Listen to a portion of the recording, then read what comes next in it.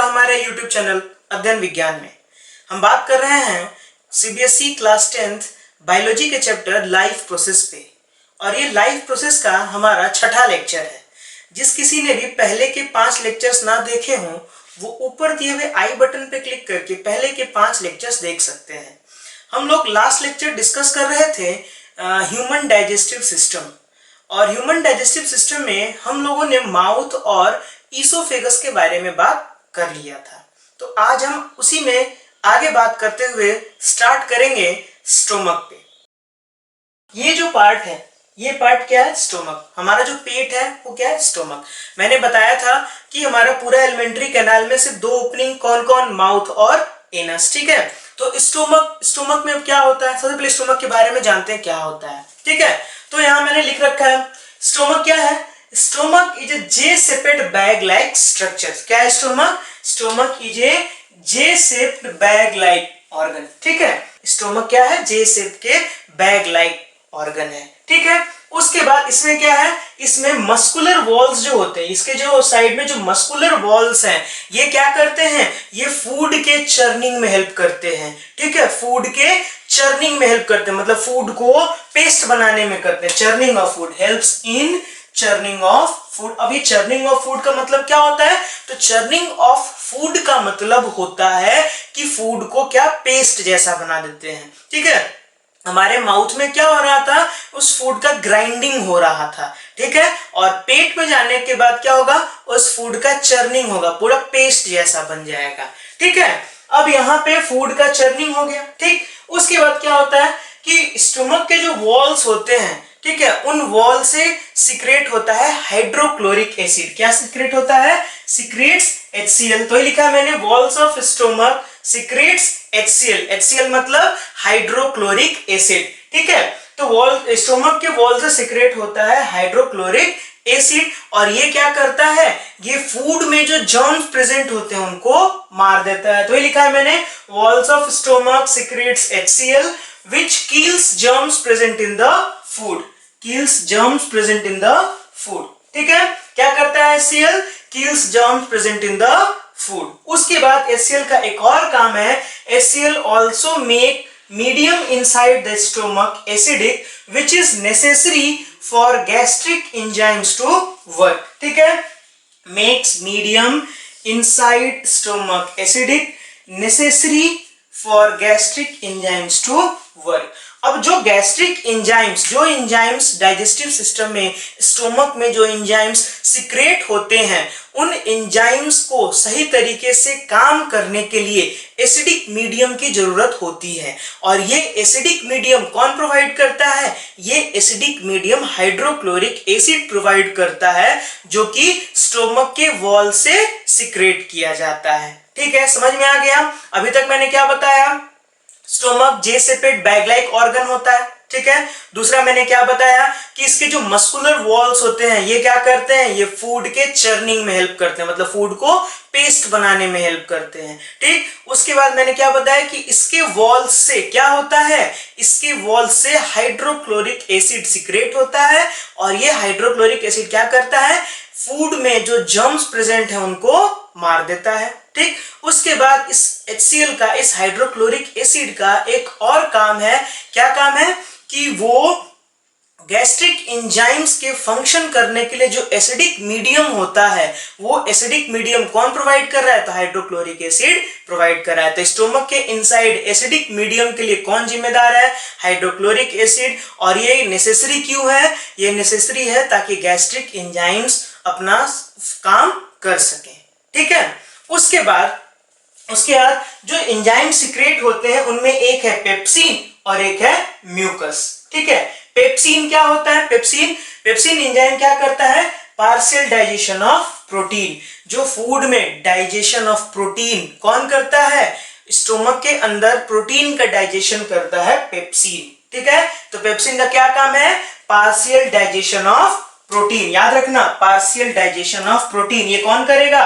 Pepsin. उसके बाद इसमें स्टोमक में जो वॉल्स होते हैं, ठीक है, स्टोमक में जो वॉल्स होते हैं, इन वॉल्स में एक म्यूसिन नाम का कंपोनेंट होता है जो सीक्रेट करता है म्यूकस। ठीक है। अब ये म्यूकस क्या करता है, स्टोमक के वॉल्स में सिक्रेट होते हैं म्यूकस, और ये म्यूकस क्या करता है, ये एसिड के इफेक्ट से, ठीक है, क्योंकि स्टोमक के अंदर क्या है, एसिडिक मीडियम है, तो ये म्यूकस क्या करते हैं कि एसिड के इफेक्ट से स्टोमक के वॉल को बचाता है, ठीक है। एसिड स्टोमक के वॉल को डैमेज ना कर पाए, ये किसकी वजह से हो पाता है, तो ये म्यूकस की वजह से हो पाता है। और ये म्यूकस कौन सिक्रेट करता है, स्टोमक वॉल्स में म्यूसिन होता है, वो म्यूसिन सिक्रेट करता है म्यूकस, और ये म्यूकस क्या करते हैं, ये म्यूकस एसिडिक इफेक्ट से, एसिड के इफेक्ट से स्टोमक के वॉल को प्रोटेक्ट करते हैं, ठीक है। समझ में आ गया स्टोमक के बारे में। मैंने क्या क्या बताया, जैसे पेट बैग लाइक ऑर्गन, उसके बाद मैंने क्या बताया कि इसका जो वॉल्स है वो चर्निंग ऑफ फूड में हेल्प करता है। उसके बाद मैंने क्या बताया, इसके वॉल से HCl सिक्रेट होता है जो कि जर्म्स, फूड में प्रेजेंट जर्म्स को मारता है, साथ ही साथ एसिडिक मीडियम प्रोवाइड करता है ताकि गैस्ट्रिक एंजाइम सही तरीके से फंक्शन कर पाए। उसके बाद मैंने बताया कि ये पेप्सिन सिक्रेट करता है, और पेप्सिन का क्या काम होता है, पार्शियल डाइजेशन ऑफ प्रोटीन। उसके बाद एक और एंजाइम सिक्रेट होता है, इसको हम लोग कहते हैं म्यूकस, और ये म्यूकस क्या करता है, ये म्यूकस एसिड के इफेक्ट से स्टोमक के वॉल को प्रोटेक्ट करता है, ठीक। समझ में आ गया। तो ये था हमारा क्या, स्टोमक। इसके बाद हम लोग पढ़ेंगे स्मॉल इंटेस्टाइन।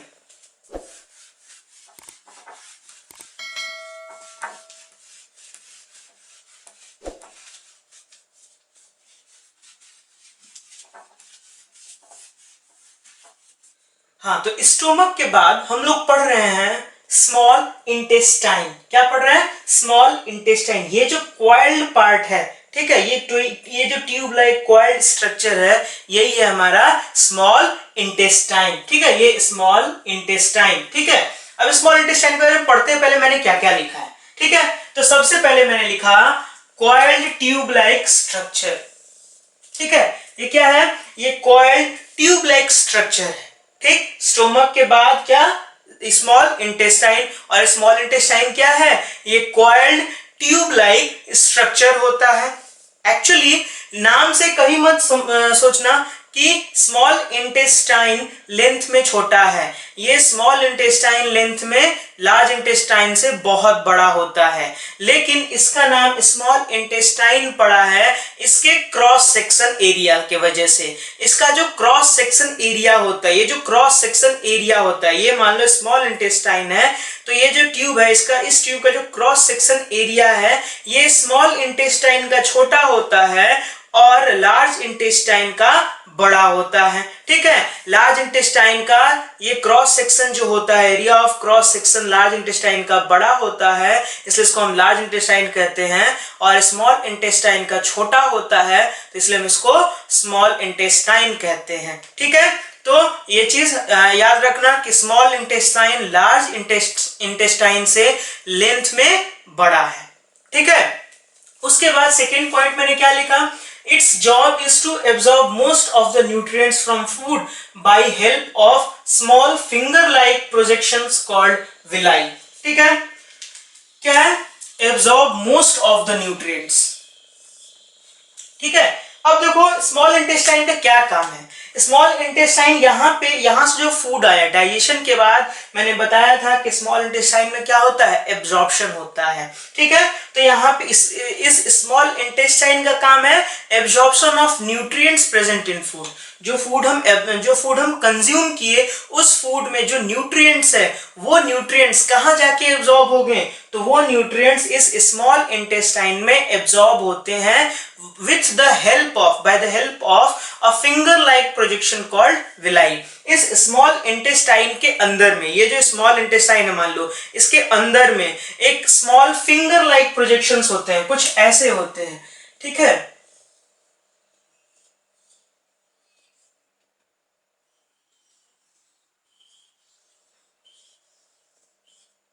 ये स्मॉल इंटेस्टाइन के अंदर का पार्ट मान के चलो, इसमें ये जो स्मॉल फिंगर लाइक प्रोजेक्शंस है, ये जो फिंगर लाइक प्रोजेक्शन है, ये इसी फिंगर लाइक प्रोजेक्शन को हम क्या कह रहे हैं, इसी फिंगर लाइक प्रोजेक्शन को हम कह रहे हैं विलाई। और ये विलाई क्या करता है, ये विलाई फूड के एब्जॉर्प्शन में हेल्प करता है। विलाई क्या होता है, स्मॉल फिंगर लाइक प्रोजेक्शन होता है जो स्मॉल इंटेस्टाइन के अंदर में प्रेजेंट होता है।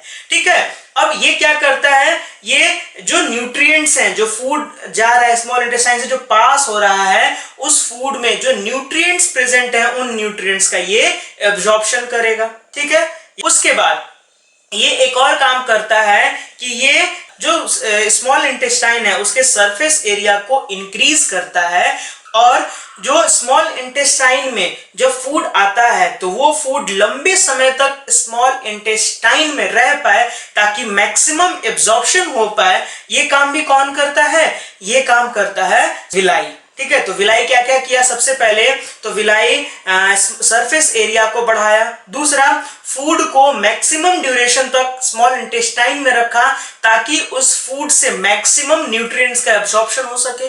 ठीक है, और लास्टली मैंने क्या बताया, ये न्यूट्रिएंट्स को एब्जॉर्ब करने में भी हेल्प करता है। ठीक है, तो स्मॉल इंटेस्टाइन का मेन काम क्या है, absorption of nutrients present in food. Food में जो न्यूट्रिएंट्स प्रेजेंट है उन न्यूट्रिएंट्स का एब्जॉर्प्शन करना, ये किसका काम है, स्मॉल इंटेस्टाइन का। और ये किया किसके हेल्प से जाता है, तो ये विलाई के हेल्प से किया जाता है। ठीक, समझ में आ गया। इसके बाद मैंने क्या लिखा है, डिवाइडेड इनटू 3 पार्ट्स। ये जो स्मॉल इंटेस्टाइन है, ये स्मॉल इंटेस्टाइन 3 पार्ट्स में डिवाइडेड होता है। जो सबसे पहला पार्ट है, जो शुरुआती पार्ट है, ठीक है, ये छोटा सा पार्ट होता है, ये होता है डिओडेनम। यहां से जो शुरू हुआ ना स्मॉल इंटेस्टाइन, यहां शुरू होता है। ठीक है, तो ये जो पार्ट है शुरू का, उसको कहते हैं हम लोग डिओडेनम। क्या कहते हैं, डिओडेनम। उसके बाद जो मिडिल वाला पार्ट है, जो मिडिल वाला पार्ट है, इसको हम लोग कहते हैं जेजुनम। क्या कहते हैं, जेजुनम। और जो लास्ट वाला पार्ट है, जो जाके लार्ज इंटेस्टाइन से जो जाके जुड़ रहा है, उस लास्ट वाले पार्ट को हम कहते हैं इलियम। ठीक है, समझ में आ गया। क्या 3 पार्ट में डिवाइडेड होते हैं स्मॉल इंटेस्टाइन, कौन कौन, डिओडेनम सबसे पहला पार्ट, मिडिल पार्ट जेजुनम, और सबसे नीचे वाला पार्ट बॉटम पार्ट कौन सा है, ये इलियम।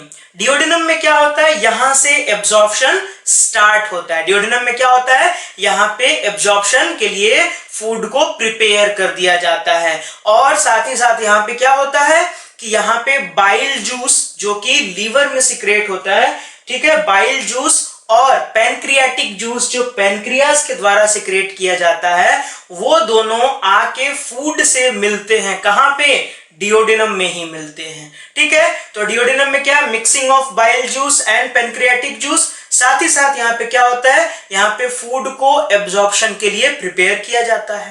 ठीक, और ये सिंपल कह सकते हैं कि यहां से एब्जॉर्प्शन स्टार्ट होता है। ठीक है, उसके बाद बीच वाला पार्ट जिसको हम जेजुनम कह रहे हैं, और ये जेजुनम जो होता है, ये इस जेजुनम में मैक्सिमम एब्जॉर्प्शन होता है। जो फूड का एब्जॉर्प्शन है वो मैक्सिमम एब्जॉर्प्शन कहां होता है, तो जेजुनम में होता है। उसके बाद इलियम। इलियम में क्या होता है कि जो बचे खुचे न्यूट्रिएंट्स हैं, इलियम में क्या होता है, इलियम में जो बचे खुचे न्यूट्रिएंट्स जो अभी एब्जॉर्ब नहीं हुए हैं, उनका एब्जॉर्प्शन कहां पे होता है, तो इलियम में उनका एब्जॉर्प्शन होता है। साथ ही साथ विटामिन B12 और बाइल सॉल्ट, अभी उतना डिटेल में जाना नहीं है, फिर भी मैं बता देता हूं कि विटामिन B12 और बाइल सॉल्ट, इनका भी एब्जॉर्प्शन कहां होता है, इनका भी एब्जॉर्प्शन इलियम में ही होता है। ठीक है, तो सिंपल इतना जानना है कि स्मॉल इंटेस्टाइन 3 पार्ट्स में डिवाइडेड होते हैं, डिओडेनम, जेजुनम और इलियम।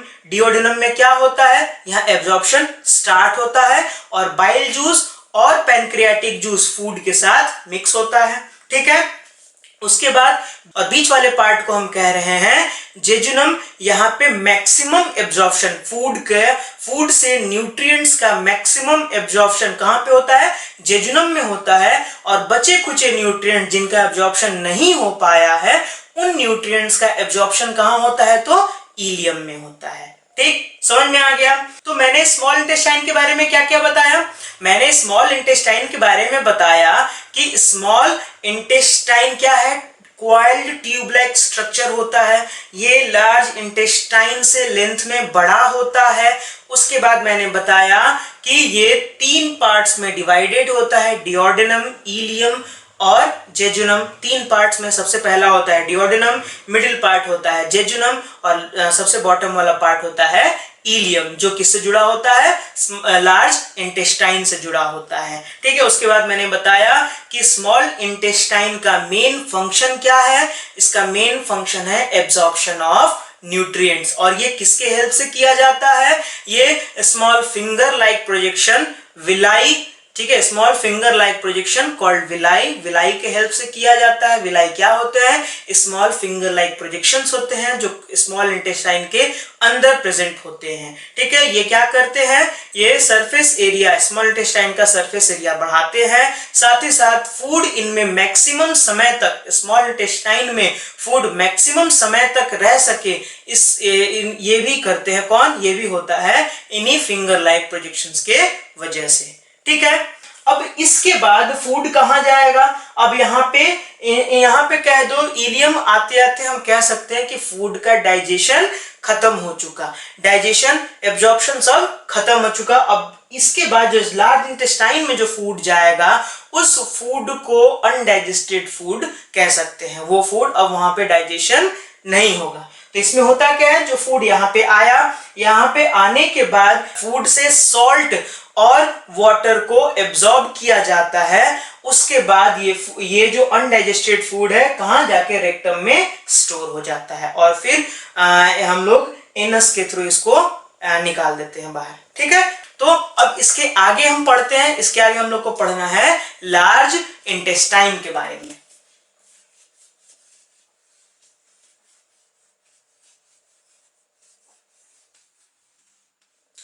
हाँ, तो स्मॉल इंटेस्टाइन के बाद हम लोग पढ़ रहे हैं क्या, लार्ज इंटेस्टाइन। ये जो पार्ट है हमारा, ठीक है, ये जो पार्ट है ये होता है हमारा लार्ज इंटेस्टाइन। तो लार्ज इंटेस्टाइन, जैसे स्मॉल इंटेस्टाइन के बारे में मैंने बताया था कि स्मॉल इंटेस्टाइन लार्ज इंटेस्टाइन से लेंथ में बड़ा है, तो तो लार्ज इंटेस्टाइन के बारे में पहला पॉइंट भी मैंने वही लिखा कि ये स्मॉल इंटेस्टाइन से क्या होता है, छोटा होता है। ये ध्यान देने वाली बात है, याद रखना हमेशा, नाम पे कभी मत जाना कि लार्ज इंटेस्टाइन बड़ा होता है। लार्ज इंटेस्टाइन लेंथ में स्मॉल इंटेस्टाइन से छोटा होता है। ठीक है, तो स्मॉलर देन स्मॉल इंटेस्टाइन। ठीक है, दूसरा पॉइंट मैंने लिखा, यहाँ पे क्या होता है, मैंने बताया कि डाइजेशन का प्रोसेस, डाइजेशन और एब्जॉर्प्शन का प्रोसेस यहाँ तक कंप्लीट हो गया। अब जो फूड लार्ज इंटेस्टाइन में जाएगा वो क्या होगा, वो होता है अनडाइजेस्टेड फूड। ठीक है, तो मैंने बताया, यहाँ पे लिखा भी है मैंने कि undigested food goes into large intestine. Large intestine में कौन सा फूड जाता है, अनडाइजेस्टेड फूड जाता है। यहाँ पे मैंने बताया कि स्मॉल इंटेस्टाइन में डाइजेशन और एब्जॉर्प्शन का प्रोसेस कंप्लीट हो चुका। अब यहाँ पे जो लार्ज इंटेस्टाइन में जो फूड आएगा वो क्या होगा, वो होगा अनडाइजेस्टेड फूड। तो undigested food goes into large intestine. उसके बाद अब लार्ज इंटेस्टाइन में क्या होता है कि जो अनडाइजेस्टेड फूड आता है उस अनडाइजेस्टेड फूड से सॉल्ट और वाटर का एब्जॉर्प्शन किया जाता है। तो लार्ज इंटेस्टाइन का फंक्शन क्या हो गया, सिंपल, अनडाइजेस्टेड फूड से सॉल्ट और वाटर को एब्जॉर्ब कर लेना और अनडाइजेस्टेड फूड को रेक्टम तक पहुंचा देना। ठीक है, तो इसके बाद अगला पॉइंट मैंने वही लिखा कि some water and salt are absorbed by the walls of large intestine. Large intestine के वॉल से किनका एब्जॉर्प्शन होता है, वाटर एंड सॉल्ट का एब्जॉर्प्शन होता है। ठीक है, वाटर एंड सॉल्ट का एब्जॉर्प्शन किससे होता है, तो लार्ज इंटेस्टाइन में होता है। अनडाइजेस्टेड फूड से वाटर और सॉल्ट का एब्जॉर्प्शन कहां होगा, लार्ज इंटेस्टाइन में होगा। उसके बाद क्या होता है कि जो अनडाइजेस्टेड फूड होता है वो कहां जाता है, goes into rectum. After that undigested food goes into rectum. अब यहां से क्या होगा, यहां से एब्जॉर्प्शन होने के बाद फूड कहां आया, रेक्टम में आके स्टोर हो गया और यहां से फिर ये एनस के थ्रू बाहर एक्सपेल्ड कर दिया जाता है। ठीक है, डेफिकेट कर दिया जाता है। ठीक, तो वही लिखा मैंने कि after that undigested food goes into rectum from where it is expelled out through the anus. अब यहाँ पे रेक्टम में आके अनडाइजेस्टेड फूड स्टोर होता है, उसके बाद एनस के थ्रू बॉडी से बाहर एक्सपेल कर दिया जाता है। ठीक, समझ में आ गया। तो ये हो गया हमारा पूरा एलिमेंट्री कैनाल। इस एलिमेंट्री कैनाल में मैंने एक पार्ट अभी नहीं बताया, ये है अपेंडिक्स। ठीक है, ये जो छोटा सा पार्ट है ये होता है अपेंडिक्स। अपेंडिक्स का काम, अभी अपेंडिक्स क्या है, अभी एलिमेंट्री कैनाल में अपेंडिक्स जो होता है वो वेस्टिजियल ऑर्गन है। वेस्टिजियल ऑर्गन कहने का मतलब इसका कोई भी काम नहीं है। ठीक है, ये पहले जब अर्ली मैन थे तब इसका यूज होता था, जब वो कच्चा खाना खाते थे। अभी हम लोग खाना पका के खाते हैं, इसलिए इसका कोई भी यूज नहीं है। तो अपेंडिक्स के बारे में एक लाइन कि it is a vestigial organ of the digestive system. ठीक है, कि अपेंडिक्स क्या होता है, अपेंडिक्स वेस्टिजियल ऑर्गन होता है। ठीक है, इसका कोई भी यूज नहीं है। ठीक, इसके बाद एलिमेंट्री कैनाल के बाद हम लोगों को पढ़ना है डाइजेस्टिव ग्लैंड्स। ठीक है, जिसको एसेसरी ग्लैंड्स भी बोलते हैं। तो डाइजेस्टिव ग्लैंड्स के बारे में पढ़ना है। ये ग्लैंड्स है सैलिवरी ग्लैंड, लीवर और पैनक्रियास। तो नेक्स्ट लेक्चर में हम लोग डाइजेस्टिव ग्लैंड्स के बारे में पढ़ेंगे। ठीक है, तो आज हम लोगों ने क्या क्या पढ़ा, आज हम लोगों ने स्टोमक के बारे में पढ़ा, स्मॉल इंटेस्टाइन के बारे में पढ़ा, लार्ज इंटेस्टाइन के बारे में पढ़ा। ठीक है, नेक्स्ट लेक्चर में हम लोग डाइजेस्टिव ग्लैंड्स के बारे में पढ़ेंगे। तो आज के लिए इतना ही। तब तक के लिए स्वस्थ रहें, मस्त रहें, इसी तरह मुस्कुराते रहें और बने रहें अध्ययन विज्ञान के साथ। अगर आपको मेरा वीडियो पसंद आया हो तो इसे लाइक कर दें, शेयर कर दें, हमारे चैनल को सब्सक्राइब कर लें और बेल आइकन दबा दें ताकि फ्यूचर वीडियोस की नोटिफिकेशन आपको मिल सके। जय हिंद, वंदे मातरम।